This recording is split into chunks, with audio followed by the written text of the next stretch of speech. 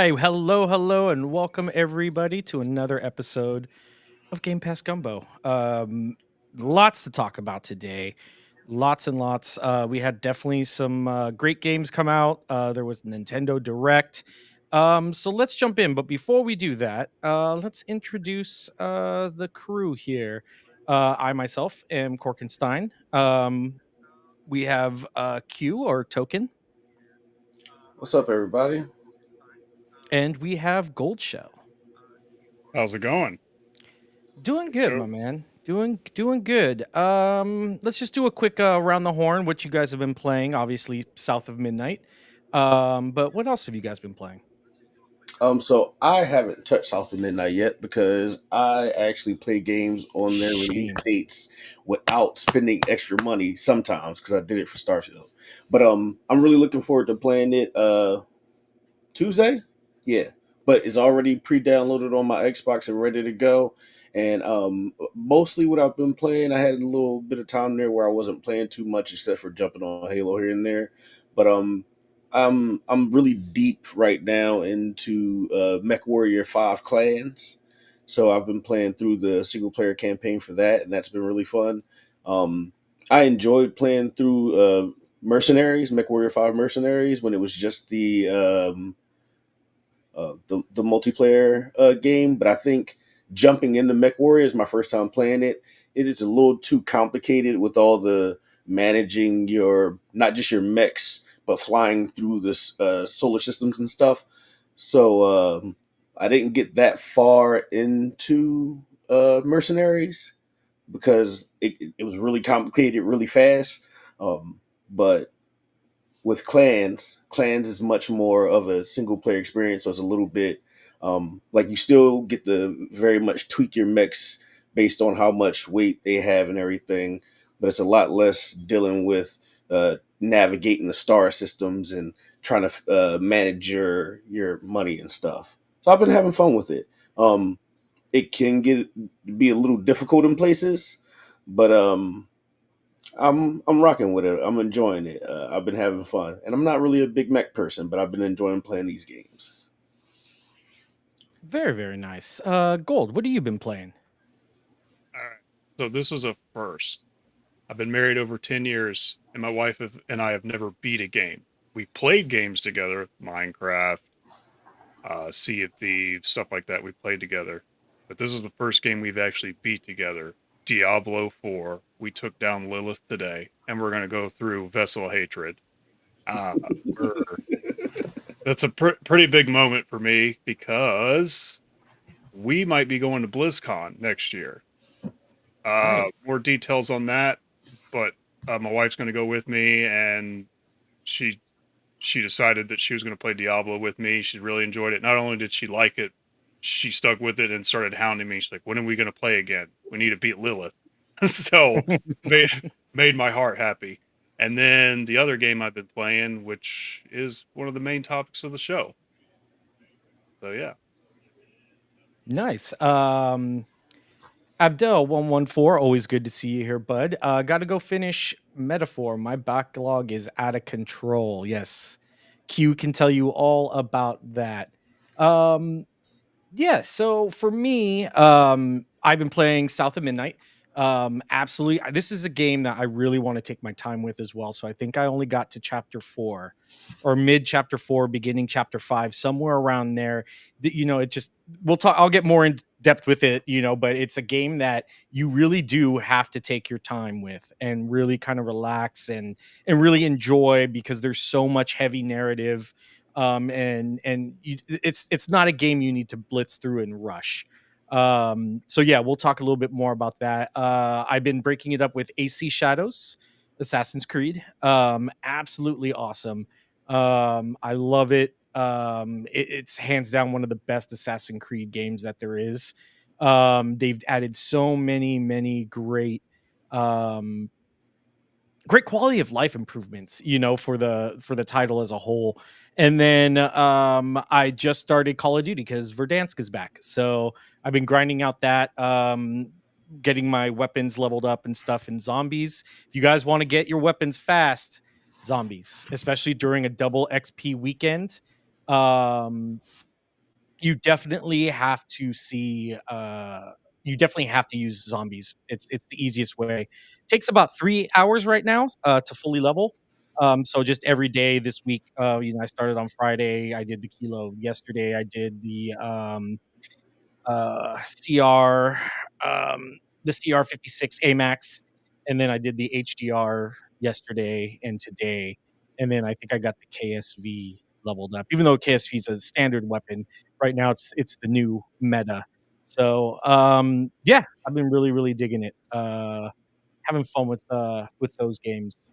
Next time you play zombies, let me know because I'll sit there and I'll let you drag me through some zombies. Nice. Yeah, dude. Yeah, whenever. I mean, honestly, I'm probably gonna go back to it after the podcast. Um, Abdel says, thanks to Shadows, I went back to old Assassin's Creeds, finished the first one, and now on to 2 with Ezio and 3 with Kenway. Yes. Those games are so good, just so good. You know, I've Those never classic finished a ones. single one in the I haven't finished a single game in the franchise. I think the most time that I put into any of them was Black Flag, maybe, Mhm. and I'm that may be like 6 hours. That's like the best one though. Like for me, it's like Assassin's Creed Shadows, and then Black Flag is like the second one. Black Flag was my favorite for the longest time, and then Shadows is just way too good. I have the first. I want to say the no. I have the first. I have one. I have Revelation. What's the because there's what the before three. There's four games, right? There's Mhm. one. There's two. There's Revelations, and then there's Brotherhood. I Yes. have I have one, two, and Revelations, and three. Mhm. Thanks to Games with Gold. Haven't beat any of them. Maybe one day. You know what? If they do a handheld where I can play all my 360 games on a handheld, like I would probably play through those because I don't know the big screen with old 360 games. I can't do it anymore. Don't look all that great. Well, let's see. Let's get started, on I mean, do you guys wanna go roll into South of Midnight? You guys wanna start with the Nintendo Direct? I think the Nintendo Direct's probably gonna take a large part of our, of the conversation, so we could save that towards the end if you guys wanna Yeah. hit, Yeah. South of Midnight. Well, since I haven't played it yet, I'm actually excited to hear what your guys' thoughts are on it. For like, try to be spoiler light. Oh, definitely, yeah, I won't go into any of the narrative, or anything. I mean, honestly, the narrative is just there's a lot there to unpack, and it tugs at your heartstrings. So, yeah, well, I'll jump into it first. Um Yeah, man, it's a game that just such a beautiful, sad, narrative at times that just really makes you feel something. Like, this is one of the first games that I've played, um, where I had to put it down. I was like, I think it's time. This really kind of hit me a little bit. Some of the narrative points that I've already hit so far, and I was like, damn, man, that's kind of deep. I need to put this down a little bit and kind of just process what I just saw. And that's a game that's such an art form right there in itself. I absolutely loved it. What I've played so far, I think the controls are probably its weakest point so far. I would say they're not bad, don't get me wrong.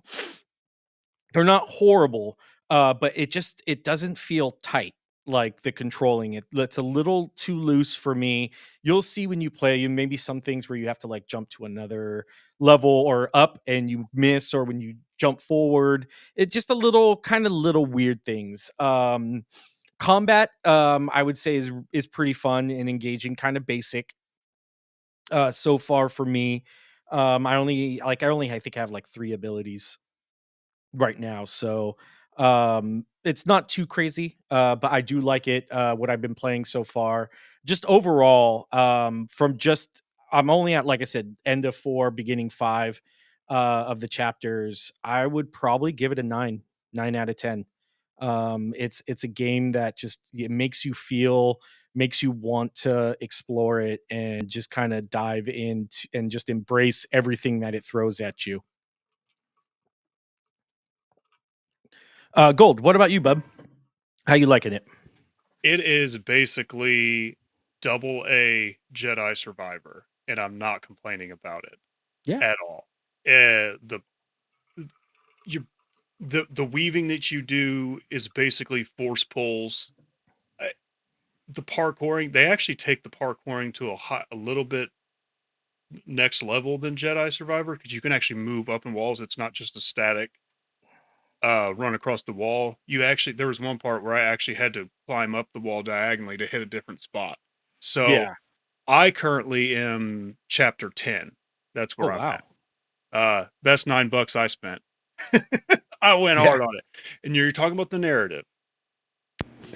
The first one, character starts with a B. I'm not going to say the name.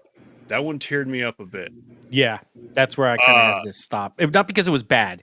Don't get me wrong. I didn't stop because I was like, oh, this is so bad. I can't continue. and the, Yeah. and the funny thing with recent events with me, with my diagnosis, you hear stuff like uh different and odd, and you're sitting there going, we know exactly what's going What on with that this mean? character. Yeah. Yeah, we all Yeah. know what that means. And then the way that storyline took out, I actually teared up a bit, and I actually did have to step away for a bit, get a water, talk it out because I went down a little bit of a rabbit hole on that one. Mm. So, but it wasn't bad, like Cork said. It tugs your heartstrings. The second thing, and I want to talk. I don't want to get too much into the narrative, although there was some stuff going on online. Who got mad about what happened in chapter 6? I remember you posted it somewhere, Cork. Uh Destin. Okay. Did he give any context to why, or he just didn't like how it was? Yeah, so well, it was a bit of engagement farming on his part, and I get it. You're trying to get those clicks and stuff, but the way that it was done was pretty bad. Yeah, he's like, I don't think I want to finish South of Midnight. Actually, here, just so I don't misquote him, because Destin is a good dude. And I don't want to Okay. make it seem awful. I'm just not a big fan of engagement farming in that sense. I just it's not my jam. Mm. Um, so let's see. I'm pulling it up right now. Yeah, he said, "Yeah, I've got to be honest. I don't know if I want to finish South of Midnight after chapter 6." And that was the first tweet, and it's like not a lot of context there. And then it's like the next post was, if you're sensitive to issues of child neglect and abuse, this may not be the game for you. So I guess but I mean, he could have easily added that all in one tweet kind of thing. So yeah, I guess that was kind of a heavy topic for him. Just like the first Yeah. one was for us. But Eh, yeah. So you know, eh, if anyone it's knows fair. anything about mental health, different strokes for different folks. Oh, of It's Mhm. course. it is what it is, and you know, I'm enjoying it. I mean, Hmm. there was some stuff in there that I was like, "Whoa, okay, that was a little that was a little rough." I don't want to dwell on that too much, but I want to get to more into the meat and potatoes. It's a basically a double A Jedi Survivor with a Southern Deep South skin. Hmm. And Can, can, when you can you first can you start say out without the jank? Because I had a very janky experience with Jedi wi- Survivor. without the jank, yes. Okay, thank Okay, you. more Jedi Fallen Order. Okay, There we go. Yeah. We'll go that way. because Uh, woo, so Jedi Survivor, man, that was crazy. you start off with, and I'm going to tie Jedi Survivor at the end of this real quick. So, or Jedi's Fallen Order. When you first start, the true American feel, my house just recently got hit with storms here recently, Mhm. and I had to put in a damage claim. Everything's fine now. I got repairs, but it was frustrating. But as we know, storms in the U.S. are some of the most dangerous in the world, whether it's Hmm. hurricanes or tornadoes. And going through that first scene where you're running, trying to dodge a hurricane and get your trailer or find your trailer that's been swept up into a river trying to find your mama. That felt that felt super American, especially you talk about recent events and stuff like that, the storms and stuff like that capture that feel of the deep south and the storms that go like that. So that's the environments too are really pop and stuff like that. They really feel alive. Now, but it's added with the music. The music is incredible. Like with one boss, it almost felt like you were in a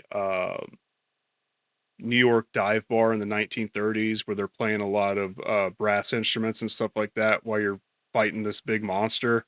And it's pretty crazy, but it's not as weird to take you out of it. It's the one of those things where you're kind of paying attention to it and you hear the lyrics where they're actually talking about the current situation at hand and it just makes you laugh.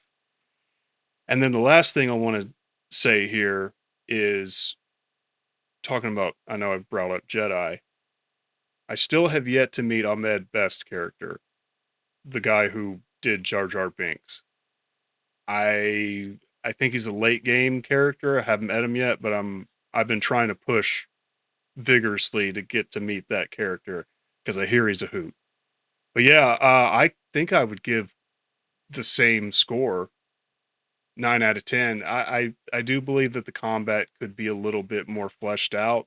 Yeah. The enemy variety is a little bit and then you kind of go into these corridors and almost do the same thing with a different skybox, Mhm. which can get repetitive. And then when you get to certain parts where they're like, instead of clearing two of the nests, I'm just going to call them nests because they kind of remind me of Doom. They make you go in there and cleave four nests around this mansion, and then about the third one, you're like, can we stop here? Let's move on to the narrative because you're kind of burned out. So I'd say the combat could use some more variety, more in the enemies and the biomes and stuff like that. But I'll give Jedi or this, sorry, I will give South and Midnight a 9 out of 10, just like Cork. Nice. Yeah, I do want to say that beginning part, that whole, I guess, cinematography, how it's showing, just all of it, where you're chasing and running and the music is playing. That's another thing is the soundtrack is just chef's kiss, just absolutely beautiful. It fits a lot of everything that's going on. Especially that when I guess the character, so we're not spoiling the character with the bee, and you're doing the climb. The music in the background is, the story is basically what he's, talking about. It's just so that's like, that country kind of song. Um, it's just absolutely beautiful. And then yeah, like I said, the chasing of the storm and everything, and you got was it kind of like almost like a jazz kind of quick, bluegrass jazz kind of like just running, and it just fit. It was just everything pieced together so well. Um, I'm in true, just absolutely in awe of what this art form does. This is definitely, like I said, it's a game that makes you feel. It's a game that makes you want to stop playing for a bit and think, and that's true art, at least for me. So I'm absolutely loving it. Cheeseworks has asked, is South of Midnight difficult at all? Yes and no. The combat, like I said, the combat is kind of basic, but because of the control scheme, I think it can be a little almost like Souls-like in a sense. So it you can also set the difficulty scaling. So he says, I enjoy games with a challenge. So yes, you can. I think there's 5 difficulties. There's like a story, there's like an easy, there's a medium, and there's a hard, and then there's a custom. And that custom is where you can go in and actually change. I haven't used it yet or seen, but it's definitely very accessible. So yeah, if you like a game with a challenge, you can scale. It and you can also do that outside of combat too. You can't do it in combat, but you can change you're not stuck the entire game with the same difficulty. You can go in there and adjust it accordingly. The other thing too is if you really want it to be super easy, you can just skip the combat altogether. I Yeah. don't know if it. Yeah, you can skip the combat altogether. You can pretty much have the whole game hold its hand for you if that's what you choose. Now, here's my question, right? What I know we talked about it before, refresh my memory. What are your guys' experience with their previous games? Did you both play We Happy Few and Contrast, or one of them, or neither? Neither. Uh, I did. I played We Happy Few. I enjoyed it. I liked what the concept was about it. I don't remember a lot from it, but I didn't remember not hating it, or I mean, yeah, hating it or anything. I liked what I played. I wish I dove in a little bit more, but I guess Okay. that's one of the games on my backlog to actually finish. Is that I never played Contrast? I don't think.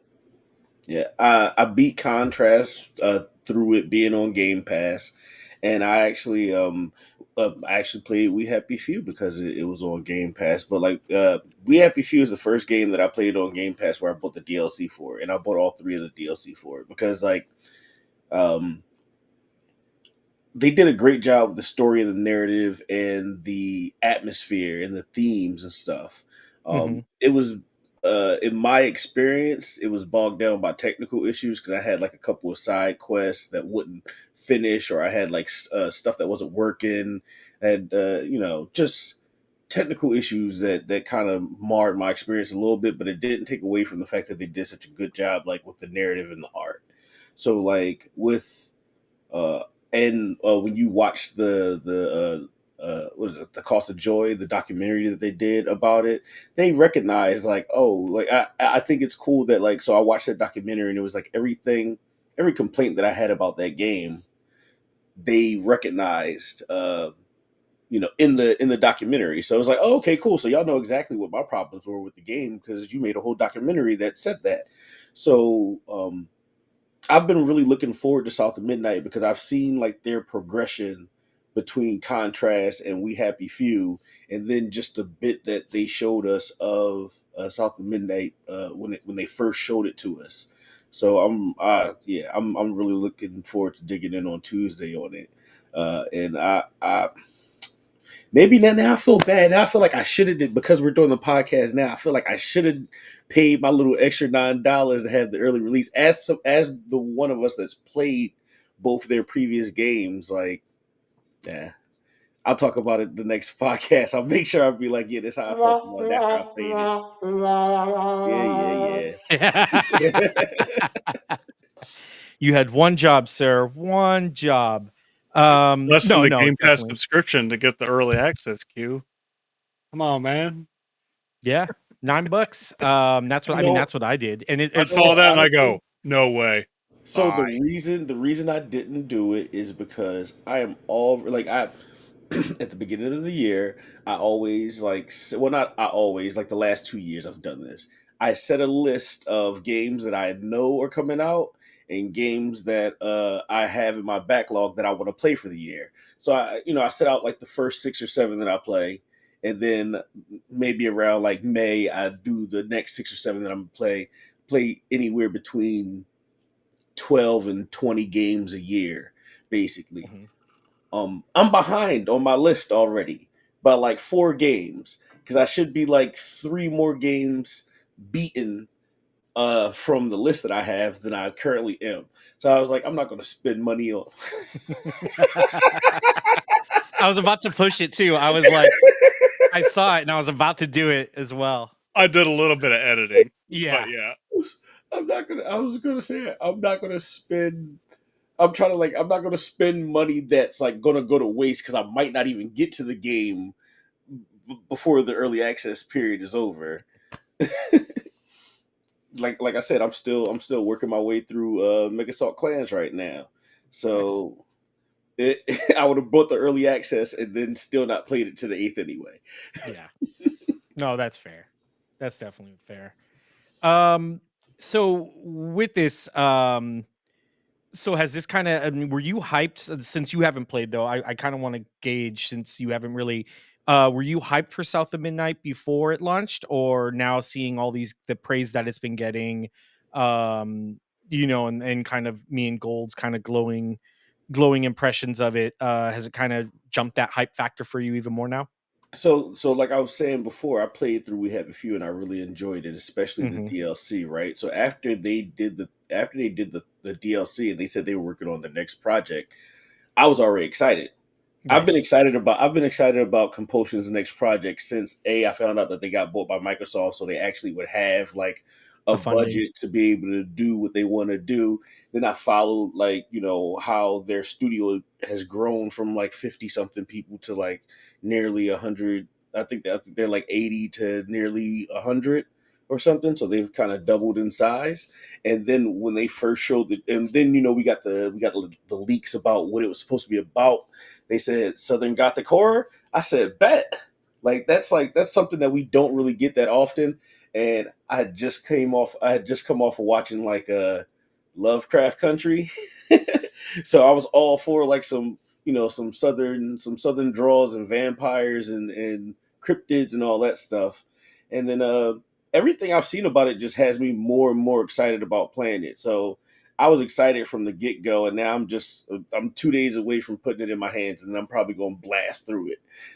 The funny Nice. thing is I will probably have been more like hyped for the game longer than I actually played through it, because I'll play through a game that I really enjoy in like a weekend, and then be like, oh, well, I spent 2 years being excited about this weekend.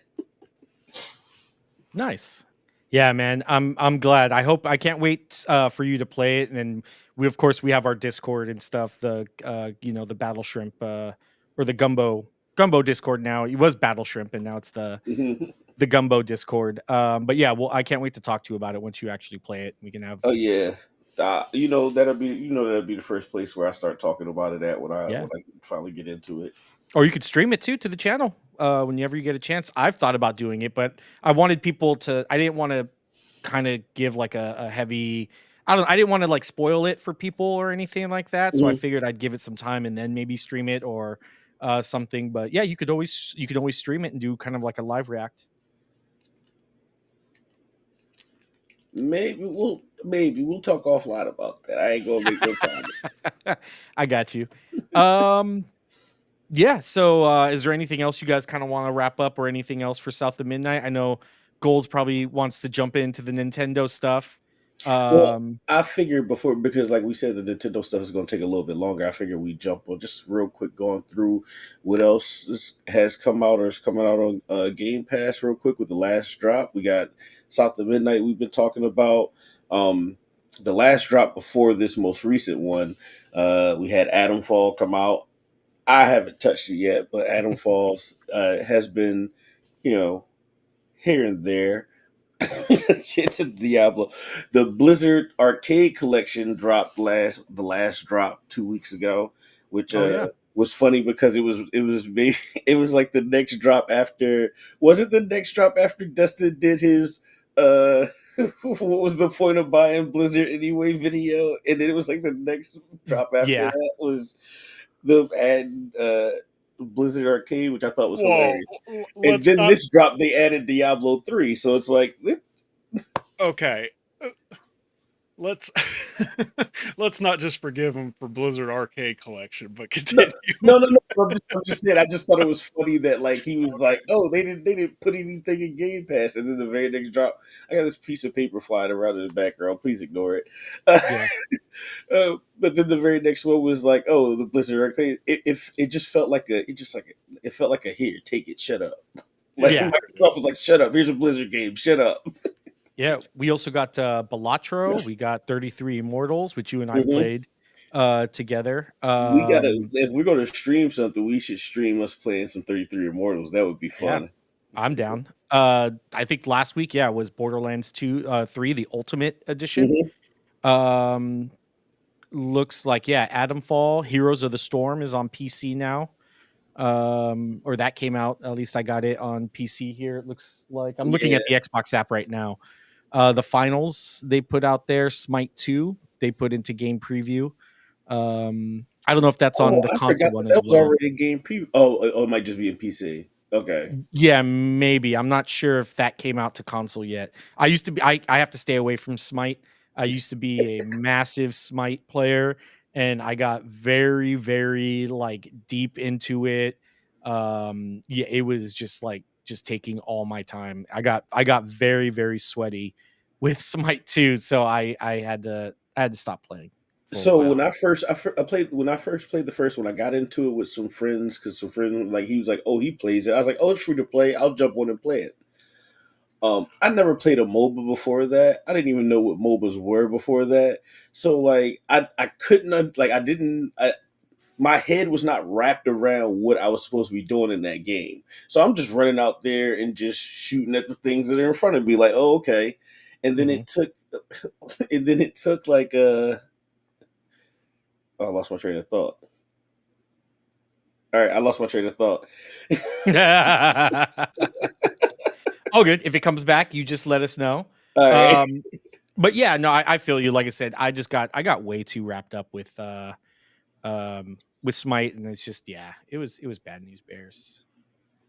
Oh, that's what it was. I didn't know what I was doing, and I kept getting stomped. So I decided to play other things that I wasn't getting my ass kicked in. Nice.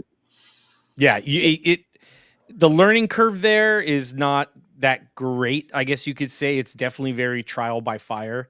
Hmm. Because you gotta know how to use which gods you're gonna use, how to use them right, and your other team. Yeah, it's definitely a game that really, really has to you really gotta kind of just jump in, kind of get mollywopped a bit, and then you can kind of understand through just failure after failure. Um, You know what actually helped me understand like it more now, and I probably could go back to it and be better than I was back then. Is playing stuff like Overwatch, mhm. like that. Oh, That helped MOBA, me understand like the. MOBA I guess it esque. is kind of yeah. I was about to say I guess it is kind of mobile, but like yeah, playing stuff like Overwatch kind of got me to understand more. Like oh okay, this is what it means. Is like okay, I'm doing a lane. I got to do this. Go over here. Everybody has their different abilities. Make sure you're juggling your cooldowns. All that nonsense Nice. that I didn't pay Cheeseworks attention did to ask a before. question. Are we talking the Minecraft film? I have not seen it. Me neither. And I don't plan on seeing it. What? It looks good. It has Jack Black in Uh, it. That's. I mean, I have if seen it it. comes on a streaming service, I'll watch it. But I don't play Minecraft. I'm not really a fan of Minecraft. I and the movie didn't. The movie seemed like when I saw the Ugh, trailer. brother. Ugh. When I saw the trailer seemed like, oh, this seems like a movie for people that like and play Minecraft. Those people are not me. I watch That's it when it fair. comes. But you know what? To be fair, like Goldshell will tell you, because I told him I was wrong about it. Um, I thought I wouldn't like the Warcraft movie, and then I wound up watching it. I just put it on in the background, just put it on in the background one day, and I was like, "Oh, this is actually awesome." So maybe I'll watch it when it comes on streaming, and I'll be like, "Yo, the Minecraft movie was amazing. I still went to go see it in theaters." Do you want to give your impressions, Gold? Yeah, cheese. I'll give you my impressions. I absolutely adored that movie. I was actually going to do a separate video for it, and I still will. My wife and I might actually do a review on it and put it on Game Pass Gumbo, like a fireside chat, just Please talking do. about it stuff. So that's in the works. I'd like to. I'll go into more detail on that, but every we bit we did it in 3D. The the beginning was a little bit odd with the sort of speed exposition, but if you played Minecraft Legends, you'll understand this movie because they go full piglin invasion and some of the stuff they do is cool. The humor is fantastic. Dude, the music. So Mark Mothersby is on the project and he was with Devo and they did the song Whip It, but now he does a lot of movie productions. He did it for Thor Ragnarok and the Hmm. way he does what's the song called C410? The main Minecraft song. like C4 something or other. But he redid that when they went into the overworld and made it grand and epic, and it warmed my heart, and I could actually see all three of my kids just smiling in the theater the whole movie. So Nice. if you have kids or you like Minecraft, turn your brain off and just go in and have a blast. That's all I gotta say. It was worth every penny that I spent. There we go, Cheese. You got a glowing review of Minecraft. Um, let's see. You know That what? almost made Let's. me want to go see it. That's what. Dude, it's a Jack Black movie. Yeah. So you're gonna get there is songs in that movie that stand up against Peaches, in my opinion, Ooh. from his stuff in Super Mario movie. Which might segue. Could it be a good segue? Yeah, that I would agree. Yeah, perfect segue actually. There we go. Look at that. Dun, dun, dun, dun, dun, dun, dun, dun, dun, dun, dun, and I was about to say from Is that the little my mini time in controller? Japan. yeah. No, this is an original GameCube controller, and I still think it's one of the best controllers ever made. I know you're a Sega kid, and you're just gonna have to let me die on this hill, but this is one of my favorite controllers of all time. No, that's And fine. You love it. It's one of I'm my gonna least buy the favorite. Switch 2 version of this down the road. So Nice. I was anyway, just the way you were holding it like that. I was like, wait, is that like a smaller version? You were holding it with like 3 fingers. it's foreshadowing. That's what it is. All of it. Anyway. So Um. let's talk about the Switch 2 Direct. Let's do it. Yes. Yeah. Who wants to go Who first? wants to? Yeah. Is it who wants to kind of take the charge? I'm not. I'm not really that big into Nintendo. So I watched it a little bit later. I had a bunch of stuff with work and everything, so I never got to. I didn't watch it live. So I didn't. I wasn't. And me neither. I didn't watch it live. Yeah, I didn't get wrapped up into that. But I did watch it later on. It was a good direct. I liked it. Mhm. I'm not a big fan of some of the stuff that they showed. Um, or Or that they the stuff they announced. discussed after. Yeah. That's the real drama right now. Yeah, but I mean, overall, as a direct, it was a great direct. I think it was a great. They had a lot of great games there. Nintendo is, again reinventing the wheel in a sense, and they're always doing bigger and better stuff with their consoles. They're going to bring a camera now to it. They're going to have game chat. Um, they got the mouse now, the little controllers, the Joy-Cons are mouses, which is really cool. I'm excited for that because that's point and click right there. That Think of getting all those old school Lucas Arts games, like Loom, Indiana Jones, Maniac, was it Lucas Arts, but Maniac Mansion. Sierra, Yeah, which Sierra. Microsoft owns now, King's Quest. King's Quest, the Police Quest series, Space Mhm. Quest, Yeah. all the classic Microsoft point and owns now clicks. that all that now. That's crazy. Yeah. Monkey Island, Mhm. get all those old ones back. Full Throttle, Grim Fandango, Day of the Tentacle. I like I said, I grew up on point and clicks. That's my jam. Yup. That's one of the first ones. So I love point and click games. They're just so fun and just nostalgic for me. But yeah, with the mouse now, that's possible. Games like that. I hope they come back. They kind of make a little resurgence. I know a lot of people are like, "Oh, you're old," but I don't know. Classic 80s, 90s point and click was my jam growing up. I was never a point and click guy. Like I remember what like Oregon Trail, but that's because you played that in school. Like my whole the majority of my gaming history is console games. I think I've played like Doom and Oregon Trail, and I tried to play the first time I ever played Modern Warfare, Call of Duty 4. Modern Warfare was on my friend's PC, and it was the first time I ever played on PC. like a first person shooter. He's just like, no, you'll figure it out. Just point and click. And I'm like, all right, like spending like I had to relearn how to play video games again in like 10 minutes to be able to play any of those matches.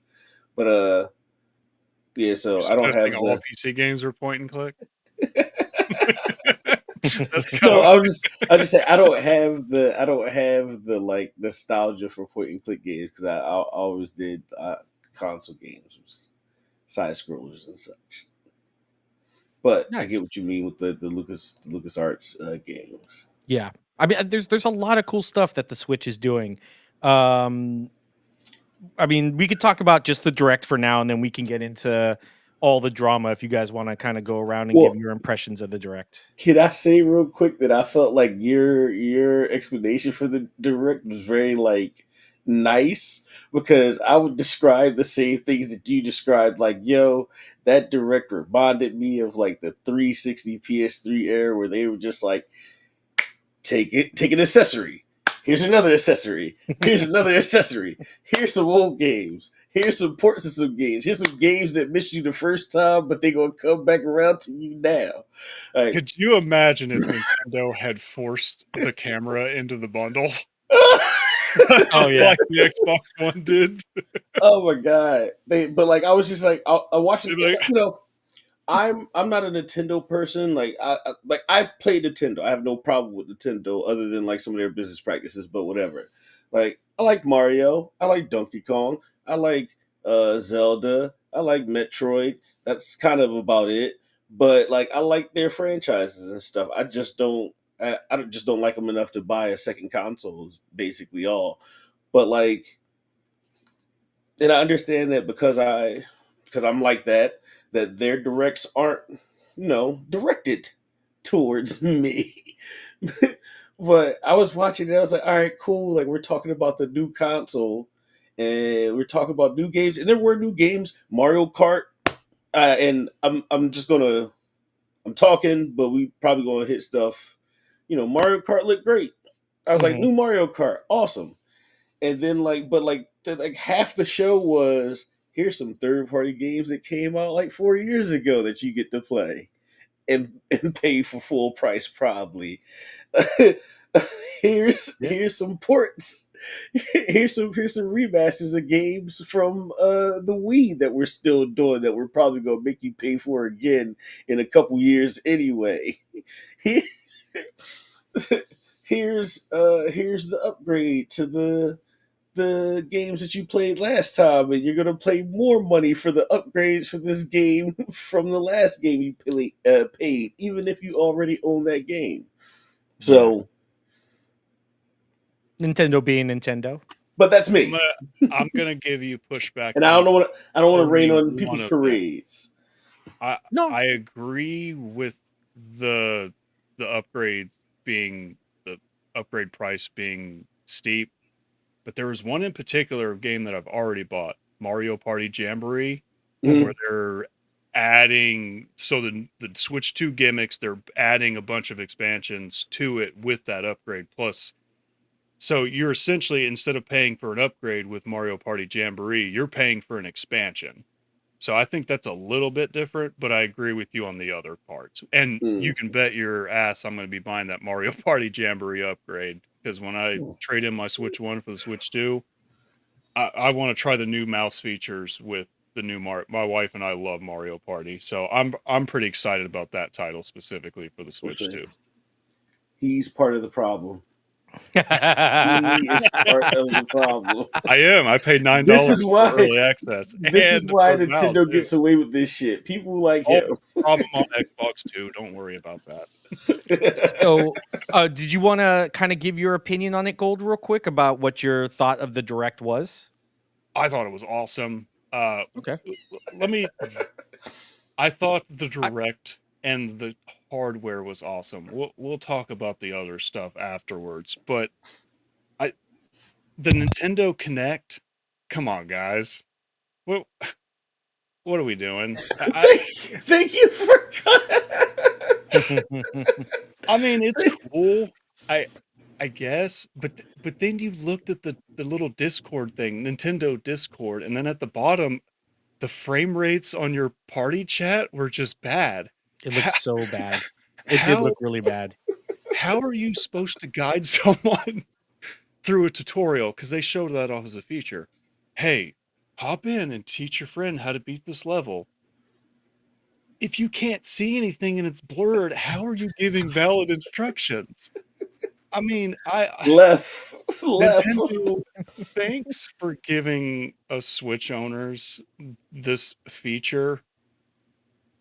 Some I 2 gens should have taken the ago. oven a little bit more on that part. That was the biggest thing. I busted out laughing. I'm just sitting there going, did Nintendo really just show that on a direct? Yeah. I've heard They that showed it comment in from a full lot of jank, people. man. Metroid Prime 4 at 120. With the mouse features, dude. We gonna believe it when we see it because Let's. they was barely hitting 60 on the Switch. I know we a new generation Okay, in, hold but on a second. we not just flying up to 120. No. I Let's. we barely got the 120. I'm sorry, I didn't mean to cut you off, but we barely got the 120 promise from Xbox and PlayStation. I don't believe it for one bit from Nintendo. Okay, let me give you a little bit of pushback on there too. Nintendo showed us jank in their little Discord. I think they're probably going to hit the promise on the 120 for Metroid Prime 4. It might hit 120, but will it be stably at 120? That frame Hey, rate line gonna be like I'll tell you what. I'm going to look at reviews before I actually buy it because I have to with Nintendo. And we'll see if it actually hits 120. If it's a stable 60, I'll still play it. Whatever. 120 is just kind of a like privilege. y'all just so it's not it's for me it's just like they come like them being like yo at 120 for Metroid Prime 4 is like Nintendo, what are you smoking? We we barely got stable 30 from you last gen. We don't even know what's in that piece of hardware yet. We don't. We know they're running True. DLSS, which the Mhm. previous Switch did not. And Metroid Prime Remastered, I went through. I still need to beat it. I'm on the last level, and it's whooping my ass. And that's a Metroid Prime is a hard game for sure. But it ran a stable 60, looked fantastic on the original Switch. So I don't know. I'm pretty confident that they'll fulfill the promise on that 120 and make it look good for Metroid Prime 4. I guess Uh we'll see. so and then the mouse feature. I know we talked about the mouse feature briefly on our previous show with Jesse, and I think Cork and I'm assumed that agree with Cork in the sense that you're more optimistic about that. Like, what kind of stuff could we see on that? Like the PC market. I want to talk about some of the PC handhelds coming out. Like PC handhelds, a good one. What starts at 800 right now? Like Uh, ROG Ally or the ROG Ally, yeah, for like the Not like I mean they started like I mean, you have the Steam, 5. which is like 5, but if you want right now, the best right now is the ROG Ally. ROG ROG Ally X, I Ally. think, which is like $800. Yeah. So when you're looking at stuff like that, these PC handhelds, but it's really hard to say with the price point. Sure, Nintendo can add all these cool new features, this mouse capability, but if we're sitting at we'll just let's segue that to the final part of that because Mhm. that's a pricing thing. We'll talk about the success of Nintendo Switch 2. Let me focus on my last and biggest excitement, dude. Oh, Let me get the banner yes. up. I Let me know get the banner up. what we about to talk about. First 3D Donkey Kong game since Rare, and let it be known, I'm a Rare fanboy. I don't care who, I don't care. I still remember that amazing yellow cartridge Nintendo 64 for Donkey Kong 64. I love that game. I know there's a bunch of Rare YouTubers coming out telling me that Donkey Kong 64 didn't age well, whatever. I don't care. My nostalgia goggles are working just fine, and I'm Diddy Kong ready for Racing is new still the 3D best Donkey kart Kong. racing game ever made. We Rare fans over here. Mm-hmm. But So I'm in agreement here. The Donkey Kong Bonanza look bananas. it Nintendo went bananas with that, and dude, it just looks like an entirely destructible environment. It looks like they actually went with the Mario movie, Seth Rogen, Donkey Yeah, Kong with it. So I'm yeah. wondering what angle they're going with that. And there was something that leaked that, and anyone that knows Mario Party Jamboree, the new character in her was Pauline, which is basically a red-headed peach Mhm. that Okay. with a red dress. They're saying that she might be the MacGuffin, like a younger version of her. So there might be sort of a King Kong damsel in distress sort of old school classic story going on with it. I don't know. So I'm really excited to see what it is. And $70. Which is on the cheap side of what Nintendo showed us recently. Since you want to say $70, unless Court got something to say, let's go straight to that. No, You got anything, Q? I'm ready. I don't got anything else to say except for what I'm about to say next. You gonna let me go? Yeah, There you this is go. all you, buddy. Nintendo is out of their damn mind. They're out of their cotton picking damn mind. How are we just like, bruh? How y'all just skip $70 games, Nintendo? Like y'all put out like three $70 games, and people was like, "Oh, okay, like y'all doing a little crazy." But then most of y'all games came out and was still 60, and people was like, "All right, yay, Nintendo!" And then Nintendo said, "Bet, you know what? We got this. $80. You want to play Mario Kart World? $80. You want to play Tears of the Kingdom with higher fidelity and frame rates that it should have had in the first place? $80. It's Mario Kart Horizon, though. You got to Oh, remember, Mario Kart Horizon. Okay, okay. it's bigger. Yeah. It still looked good, though. I'm not Well, gonna sit there and lie to you. It looked cool. there was something else that was $80 that was on the now like the page. There's like four games that are $80 that I saw, and I'm like, yo, are y'all serious with this? Like right off the rip, like no band aid, no nothing. But then again, like Nintendo can get away with it because Nintendo fans are gonna pay the $80. They're like, I don't care. It's Mario Kart. We'll see. We'll see because maybe in other countries, but right now, I mean, we'll see what the price of entry is as well. Because if Nintendo's jumping up to $600, $700 Switch in the US plus $80 games, Oh, that's and by the way, yeah, this is $80 for the digital version. yeah, You're charging more for physical copies now too. So that's the other thing that was wild. It was like the physical copies cost more than the digital copies, and digital copies are 80. Like, all right, yeah. I was in the Xbox era y'all Discord, got it.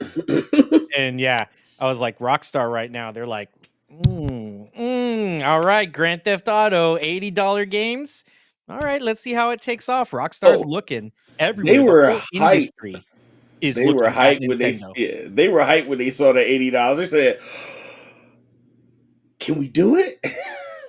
The whole industry right now is looking at Nintendo and seeing how this is going to play off. If it's a massive failure and they have to drop back, the industry will kind of follow suit. But if, like I said, if Nintendo's setting this standard, we'll see what happens. I'm not a big fan of this. And it sucks too because I really still haven't seen an outlet. I talked about this with Breakfast with Boom on Friday. I haven't seen an outlet yet call Nintendo out. Like they've done explanations, reasons why, Yeah. or they'll put it Oh, on the gaming is fans. more expensive, and They put it on the fans. we gotta charge Fans are more. angry. Yeah. No, you should be angry. You you are the voice of the consumer in a sense. I mean, yeah, we can pay with our wallets, but there should be uh a media outlet that calls this out and says this is bad for the industry, just flat out. But Nobody wants to end up on that Nintendo blacklist. Plus a lot of these don't really affect them in that sense because they get the games for free for review. They don't have to pay the $80. But somebody has to think like a consumer. Somebody has to be that voice and call it out. And so far, no one's done it. At least, I mean, this was from Friday. I don't know if for some reason maybe on the weekend this changed, but I still haven't seen an outlet that just flat out says Nintendo, you're messing up here. This is bad. Stop it. We're calling you out. It's always been fans are angry or this is the reason why. I'm not a big fan of this $80. Like I said, it's gonna Paris said it best. Video gaming shouldn't be an elitist hobby. And that's what $80 price point is gonna be, especially now. I mean, yeah, the tariffs and stuff, we don't have to get super political or anything about it.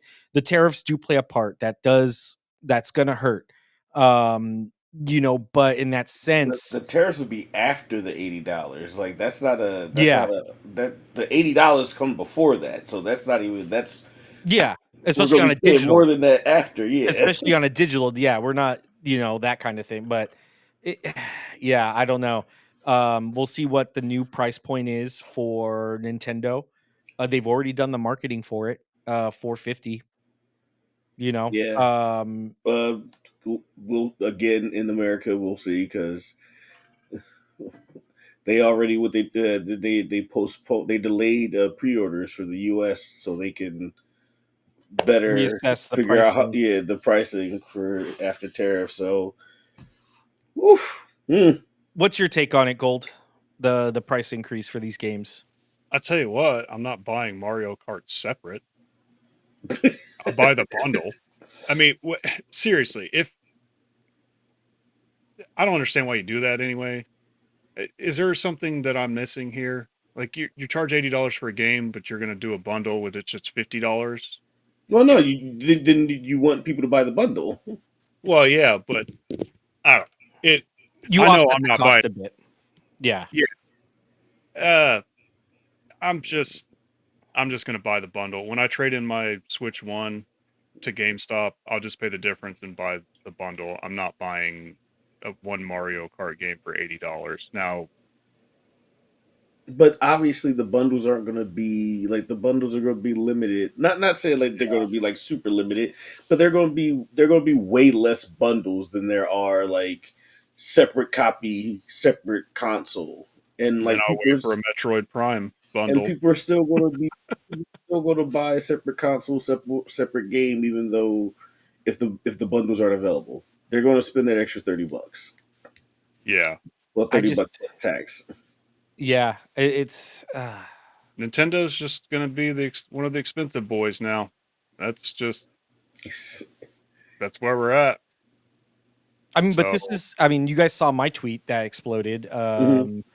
It had 40,000 impressions, I think almost 1,000 likes and retweets. And, you know, this is where Xbox is going to shine now. I know our thing is Game Pass Gumbo, so we do have a little bit more of an affinity towards Xbox. But I mean, this is where Xbox is really going to shine. Xbox is putting their stuff on other platforms, which in turns helps with dev costs, which in turns feeds the Game Pass machine. It keeps prices affordable for gamers. They have a subscription service of Day and Date, which also helps for $20 for the Ultimate a month. That helps subsidizes costs. But meanwhile, you have Nintendo, which is going down this route where they're going to keep all their stuff exclusive. And now look at it. They're hiking the price up $80 to $90. But the problem yep. is still that even like, and we see it with the seven, like Xbox is doing a good job of diversifying like where they're getting their money from their games, so that they don't have to increase the prices on their games themselves. Yeah. mobile But multi-plat. because like it's going to be it's a domino effect. Nintendo raises their prices to $80, so who's going to be next? It'd be Take Two or Sony. I mean, Sony It'll be already put their PS5 Pro up to what, $800, 1,000 or whatever, almost with taxes if you wanted the disc. the But I'm disk drive saying with like, it. but I'm saying like with Nintendo going to 80, that give and them not having people who rage about paying the 80, then everybody else, just like how we just watched everybody do 70 at the beginning of this console generation, they're gonna do the same thing. And now games are gonna be $80. I'm like, oh well, we games are actually more expensive to make than like how much we make for. We're both supposed to make more money, all right, but like people still have to be able to afford to buy your games, right? Because after a certain amount, like you're like nobody can afford to buy these games. Yeah. If you're pricing people out when you're trying to charge them $80, $90 for a game, almost $100, like we're not far away from. And I understand that in other countries, other people, I know my Canadian friends up there, they're already paying $100 per game, and it's like you're pricing people out of not necessarily being able to afford gaming, but wanting to spend that much money on gaming unless you just got disposable income, or unless you're hitting them deep cuts, them them 2.99 sales on the Xbox store. And And that's another thing. Oh, go ahead. Go ahead, and Gold. e- even to sort of defend Sony on this is, even let's say Sony does the $80 games. Eventually down the road, those will go into their PlayStation Plus service. Or they'll go down in Really, cost in general. or they'll go down in cost in general. Nintendo's stingy with the sales, man. They don't So reduce their games. There are those might games linger that for a came bit. out. There are games that came out when the That's Switch first launched that are still full priced right now. You can't So get them yeah, discounted at all. what is it? Mario waiting for a Galaxy? sale is a little bit harder in Nintendo than it is on the Sony and Microsoft side. And Yeah. that's what I was gonna say too. Yeah, that was the point I was actually gonna make as well. As they really their sales are like $5 off, $10 off.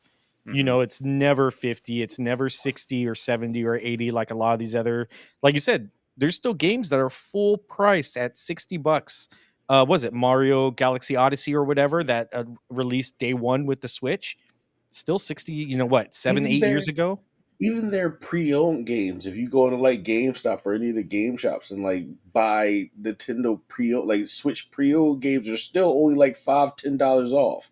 Like you buy Yeah. pre-owned Xbox or pre-owned PlayStation games, depending on how old the game is. Like if it's a brand new game, obviously it's going to not be that much off.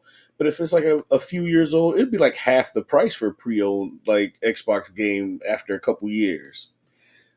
I went and I think it's been a while since I've been in GameStop, but last time I went to GameStop, I went in there and it was like a game that came out like 4 or 5 years ago. And it was still $55, and that was the pre-owned sale price for the game was like $55. It was like a 3-year-old game. It's like, yo, how is it only $5 off for the pre-owned version of this game? I Yeah. only buy one Nintendo game a year because they're really Pokemon. no, no. I my money's going to Digimon Story, not okay. You want to talk about it. So one of my favorite Nintendo YouTubers is named Beat 'em Ups, and he does a lot of stuff. He's been going hard on Nintendo here lately, and he does this one video about what's it, Legend ZA, Pokemon Legend ZA, Oh where he yeah, I goes got I through all the picked that up for my graphics. fantasy critic league. Dude, I was rolling the whole video, man. The way that Nintendo went around just to make the thing function, and how they did the textures on all the buildings. Even Nintendo fans were looking at that going, "Hey guys, this is kind of garbage. Quit it." No, I'm not buying Pokemon. Uh, I mean, okay. Well, speaking of buying, let's do this. Q, are you gonna Yes. buy a Switch 2 on launch? No. Gold, you gonna buy a Switch 2 on launch? If I can afford it. Yeah, fair. So we have a no, a maybe. I'm gonna say no. I'm not jumping in. I got the Switch One, day one, and honestly, I have no idea where it's at now. I haven't played it in like a year or two. Or probably like I only take it with me for like trips for when I work and things and I go out of town. But then now there's Game Pass Cloud, the X Cloud. So I have that everywhere I go. I just carry a controller with me. I have a portable monitor. I have a Series S now as well, so I can always take that. I have a carrying case for it, a traveling case. So I just put that in my luggage, and I have an Xbox everywhere I go, whether it's on Mm-hmm. mobile or so. I don't really need a Switch. I'm not that big into the eco. I mean, I grew up on a Nintendo. Um, I had all of them. I had the Dreamcast, I had the Wii, I had the He NES, I had said, the "Grew up on Super NES. Nintendo." The first thing he The says only is one the I didn't have was the Wii U. Dreamcast. I had all of them. I had Yeah, I've all of had the every one of Nintendos, them but except Wii U. I Yep. think this is going to be the one I skip. This is not the one I'm going to jump in day one. I all the games like they showed, there's really nothing there that I would really want to play that I can get somewhere else right now, and their exclusive lineup right now just isn't wowing me. So I don't see a point, especially like I said with the price points and stuff like that. I just don't.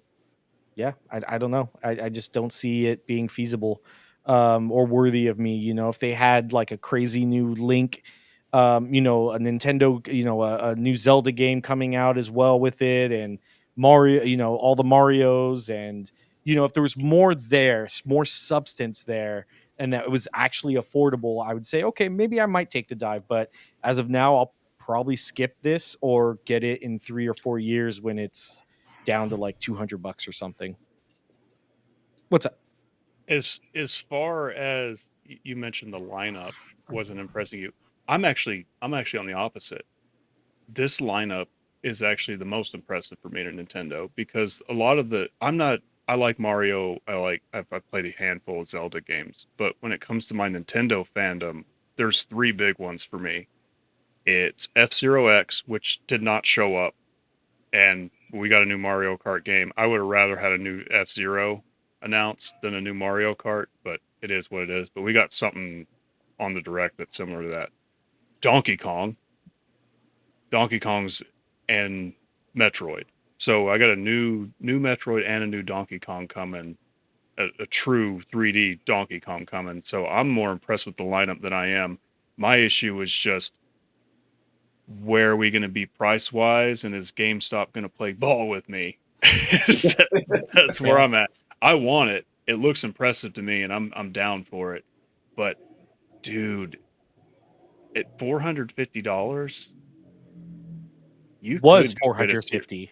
Yeah, it was Well, We'll 450. see if they keep the same price point, but it's looking like it might go up to $600, $700. but Which would that be was one of the insane. biggest switches. The biggest points with the Switch was the Was it price being point. cheap? Yep. Yeah. I mean, right now you can And the spend the power, extra.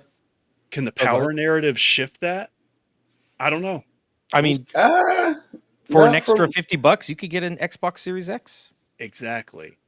With But Game But so 200, and you could get a Series S. Like I with said, Game mine's Pass. basically portable. It's not a mobile device, but I can take it with me on trips. It's small enough. It's compact.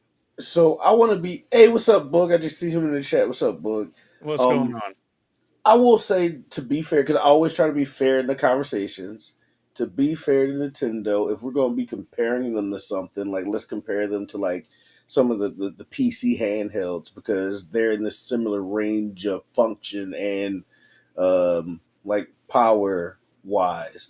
So like it's not more powerful than what we're seeing with some of these PC handhelds, even like on the lower end, right? Like it's like even the lower end, not Steam Deck, but even like the lower end ROG Ally is like beating it out in um right? Am I right, or am I incorrect on that?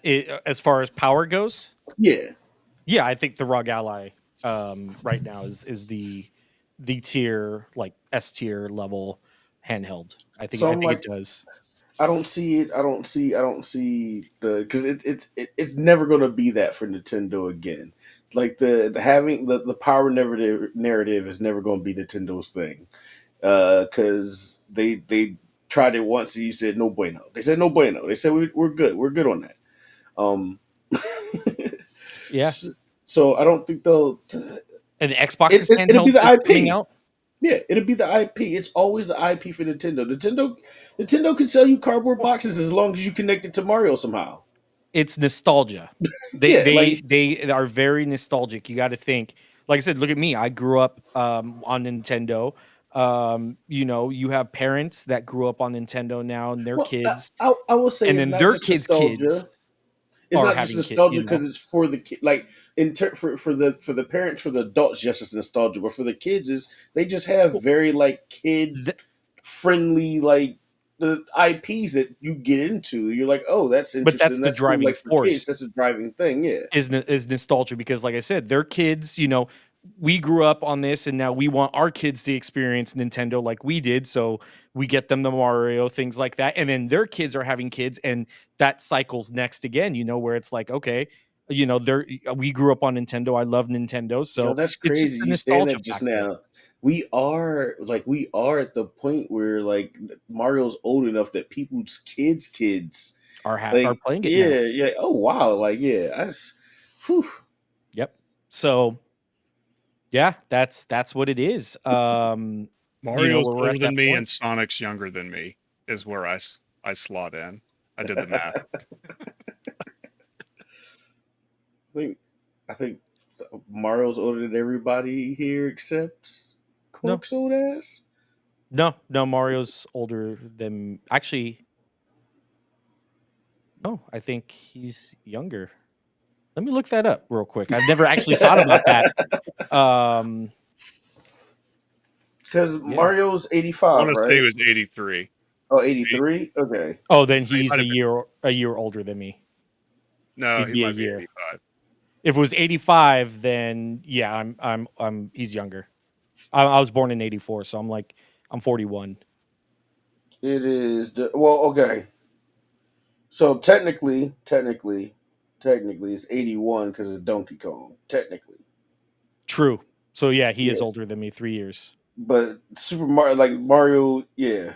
Oh no, Mario Brothers came out in '83. So the original Mario Brothers came out in '83. So yeah. Mhm.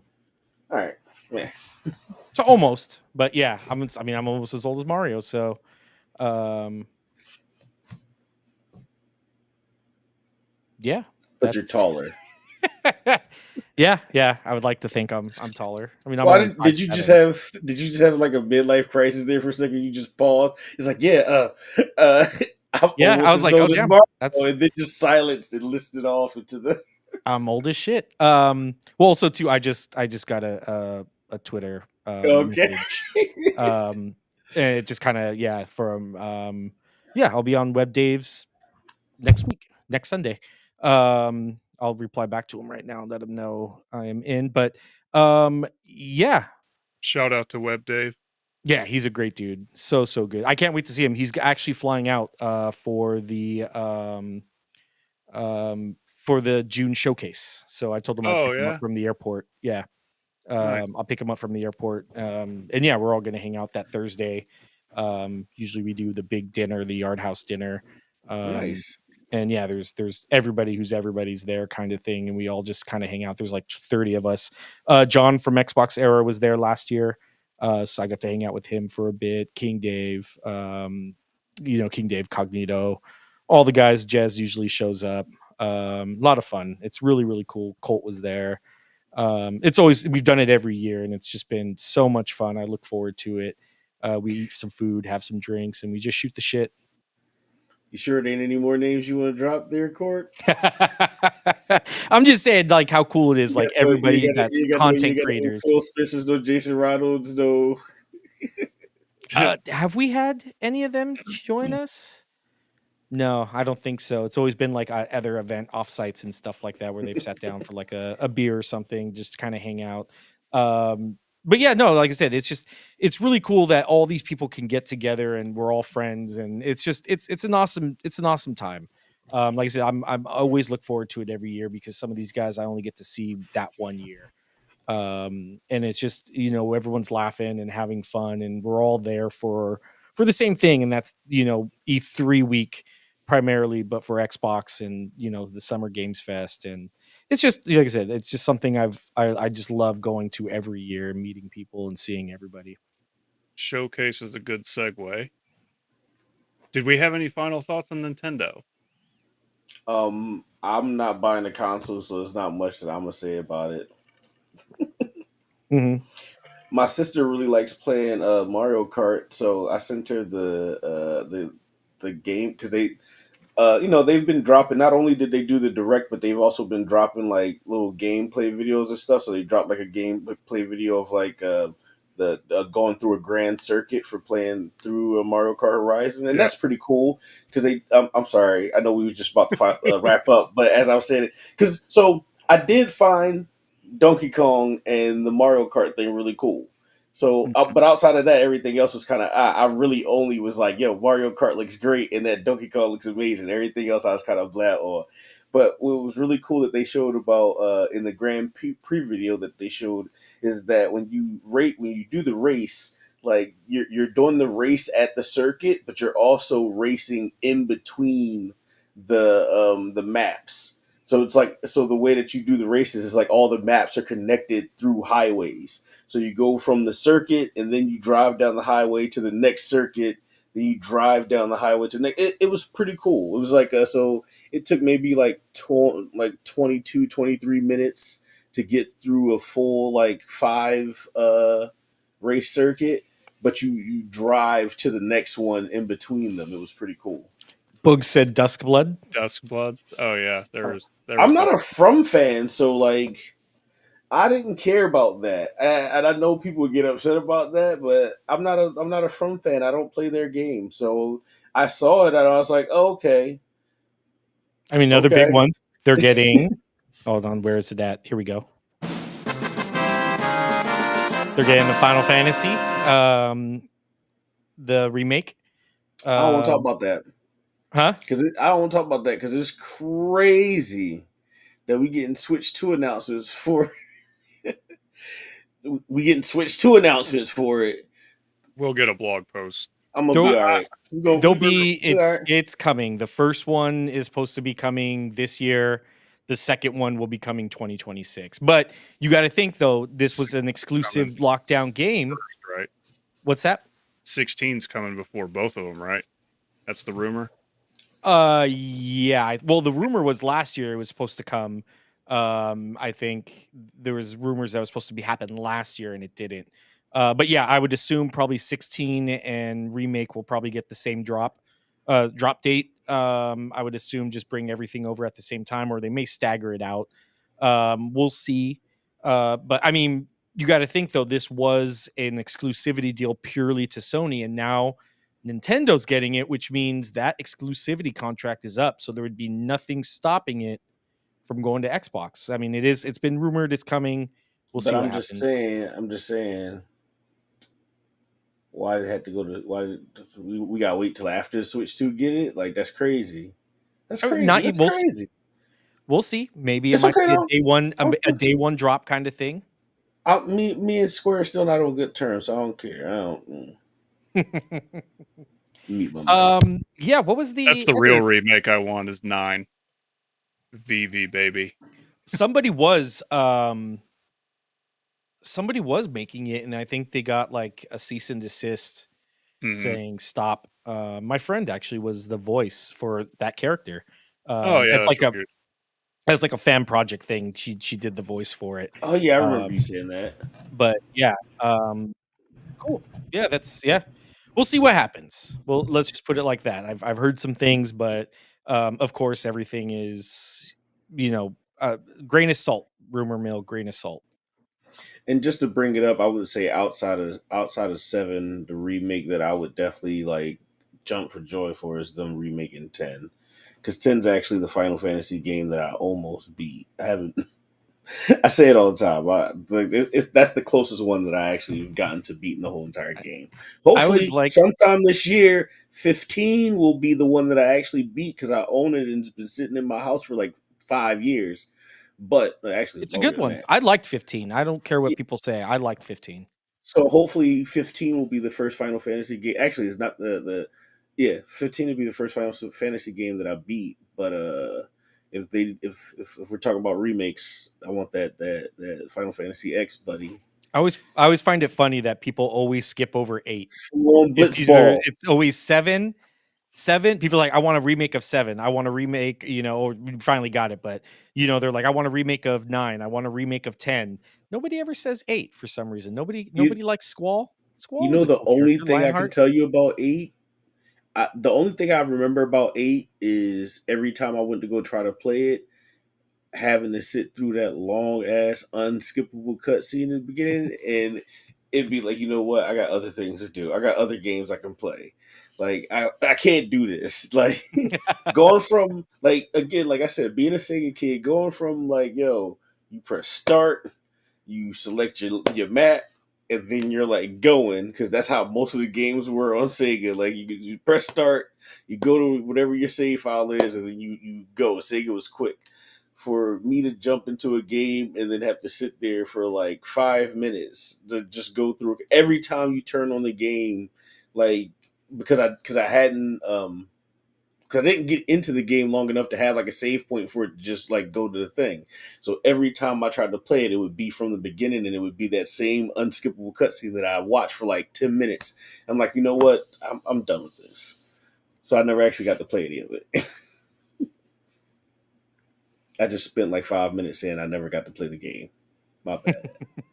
No, all good. What was the other topic you wanted to bring up, Gold? You said there was another one? Oh, there we go. There we Yes. go. In 2 weeks, this will be a year of Game Pass Gumbo. I've got some stuff in the works. We're shooting for a 26th podcast, April 26th.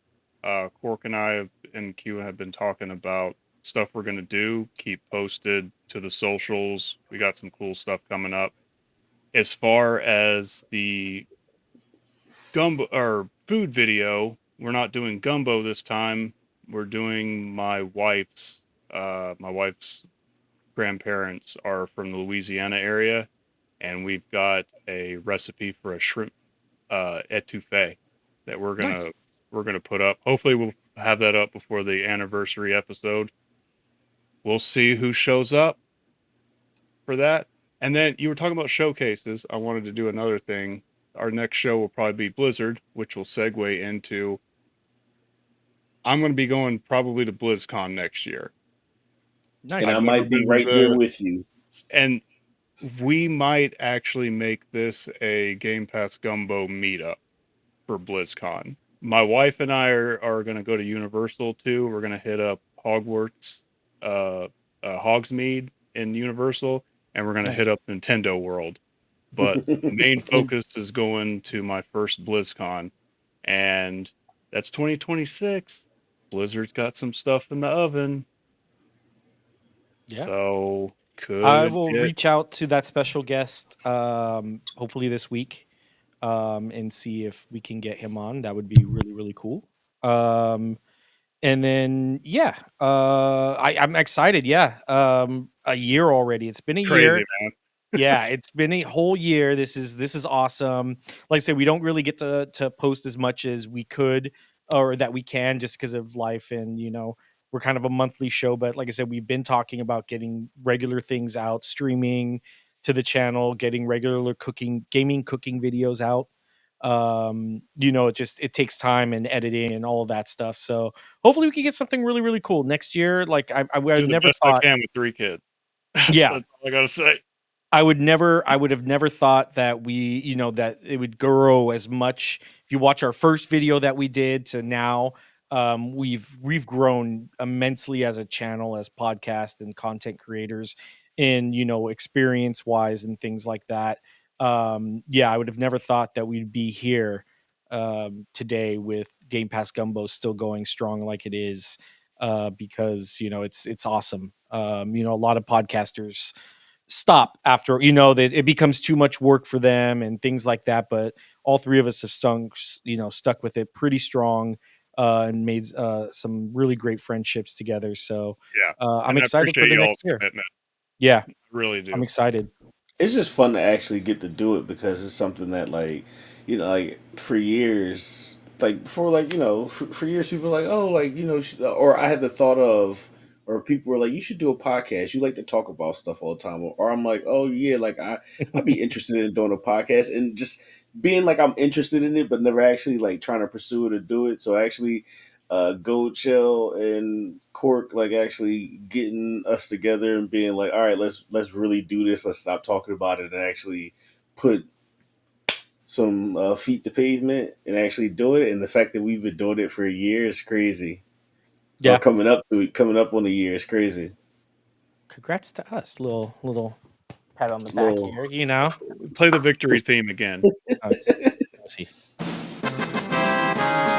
There we go. I have another one too. Let me see. I got some sound clips I'm going to send you if the special guest takes care of yeah. Take it off. Oh, sorry. Yeah, I got Let's a bunch. just hope. What? Let's just hope we survive 2 weeks to get to that year. 'Cause Right, it ain't right. yet. Well, I think that does it for today's show. This was great. We had a lot of great conversation. Q, get on South of Midnight. Like I said, it's gonna tug at your heartstrings a bit.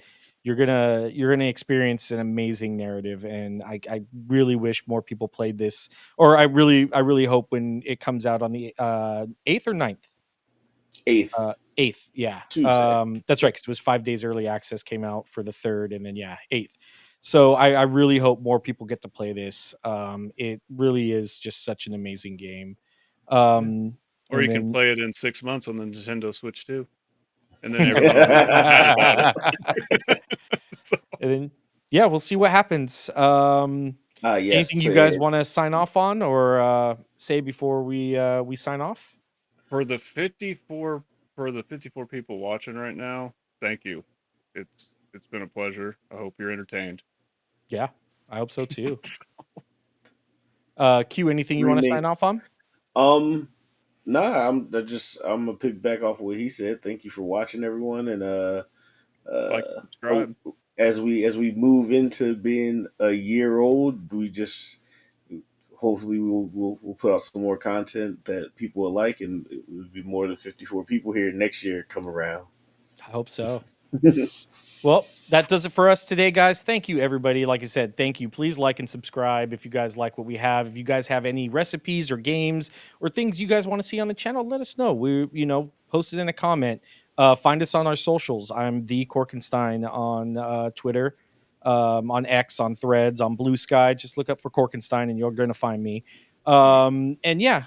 Just join up with us. We do appreciate everybody here. Like and subscribe. Hit us up. Let us know what you want to see for Game Pass Gumbo, and that's something we can possibly get into the works. As always, thank you guys. Oh my god, I can't believe I forgot. Eat. Game. Yep. Eat, love, game. Take it easy, guys.